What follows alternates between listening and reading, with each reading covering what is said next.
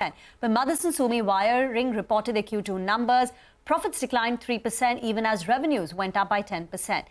To talk more, we have the CFO Mahindra Chhabra and the COO Anurag Gehlot joining us on the show. Thank you very much, gentlemen, for joining in. Mr. Chhabra, the first question to you is on margins. We have seen a pickup in your margins in the first half of the year.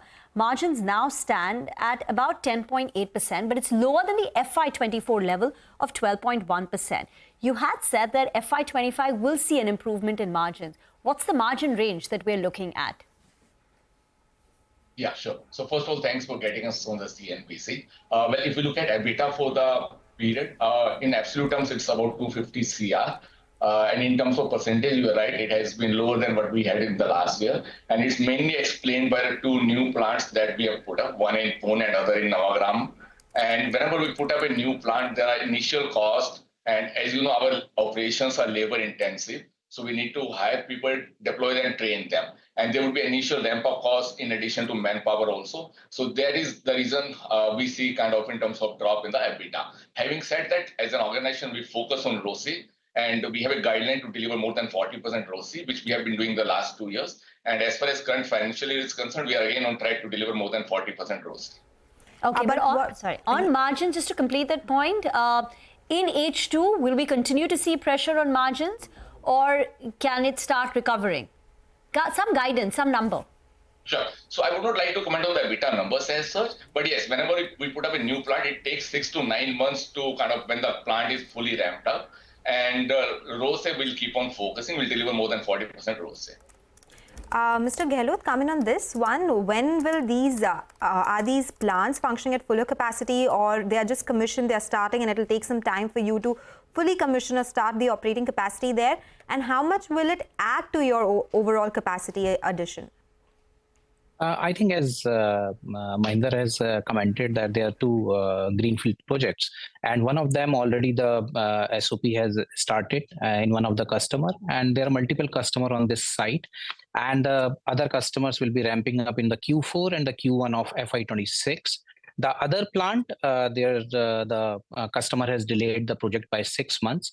So I think it will take as Mahindra also suggested, that 6 to 9 months time to get a full ramp up onto the plants. So is it then when you will see margin improvement? Either of you can answer that, because you're talking about return on capital employed. But what happens to margins? Will FY25 be lower than FY24, and it'll see an improvement only in FY26 when these plants do get commissioned completely? You have to understand that, you know, we are running with 28 plants. Out of that, 2 greenfield are there. When our capacity goes, to 80% plus, we started expanding ourselves on behest of the customer firm orders.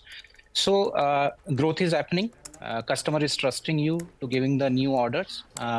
Without these 2 greenfield project, you have seen the EBITDA numbers also.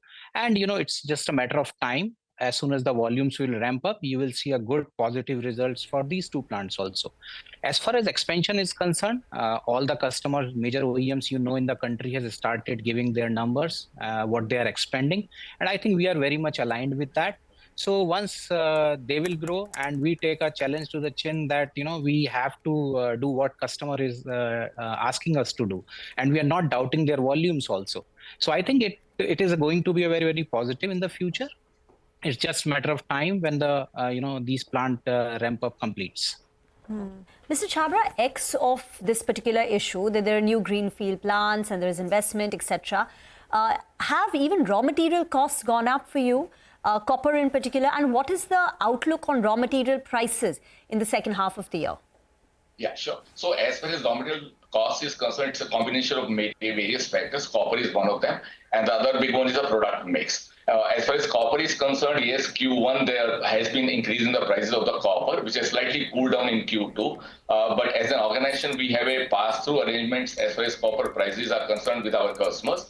With some customers, we have this adjustment at a quarterly lag, while for the other customers, it is at a half-yearly lag.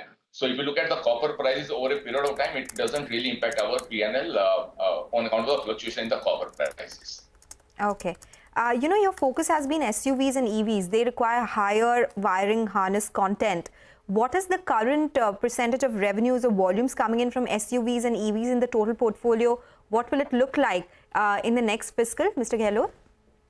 See, it is very difficult to bifurcate between the SUVs and sedans and things like that. But yes, for EV, we are approximately 4.1% of our percent of the revenue for the Q2.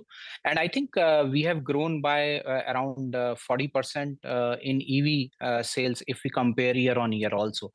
So we are very much aligned with what customers are making and the volumes they are giving. And you will see in the future also, because we are part of this beautiful journey of the customer also, where we are part of the EV vehicles.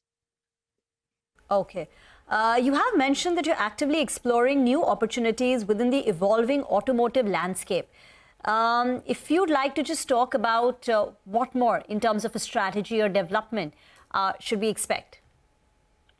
See, all of the major customer in the OEMs in the country, they've already given their numbers, whether we talk about Maruti Suzuki, already given 4 million spread of 6 to 7 years of period. Mahindra has also announced their investment earlier in the year. Tata has bought a land in Vellore, and they have bought a plant in Gujarat. So when you are seeing that much of expansion in the customer, and we are a company who don't doubt on the customer numbers, so we are also expanding ourselves. We are a wiring harness manufacturer as MSWIL, and I think we are working with customer very, very closely on all their volumes. And we are also an engine agnostic organization, so we can work on anything, whether it's ICE, EV, CNG, hybrid, or anything you talk about today. Okay. All right, Mr. Chhabra and Mr. Gehlot, thank you so much for joining in today and talking about your future plans and the expansion plans as well. Have a great day ahead. Well, that's the word coming in from Motherson Sumi Wiring Limited. For now, we'll slip into a short break. When we come back, we'll discuss what's buzzing in commodity space with Manisha Gupta. Stay tuned for that.